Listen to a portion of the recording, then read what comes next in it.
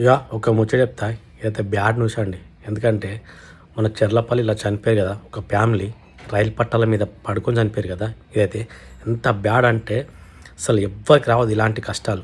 ఆమెకి ఎంత బాధ ఉంటే, ఎంత కష్టం ఉంటే పిల్లల్ని నొప్పించి తీసుకెళ్ళి రైలు పట్టాల మీద పండుకోబెట్టి చచ్చే అంత కష్టం ఎంత వచ్చింది ఆమెకి. వాళ్ళ భర్తతో బాగానే ఉంటుందంట.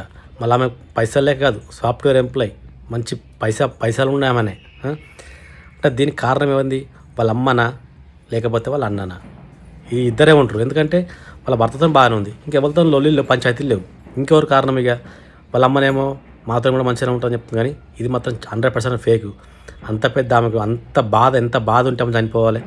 పిల్లల్ని తీసుకుపోయి, అంత పెద్ద పిల్లల్ని పోయి, చిన్న పిల్లలు అంటే కాదు కూడా, అంత పెద్ద పిల్లలు ఒప్పుకోరంటే కూడా దానికి కారణం ఏంది? ఎంత ఎంత బాధ ఉంటే ఒప్పుకుంటారు వాళ్ళు?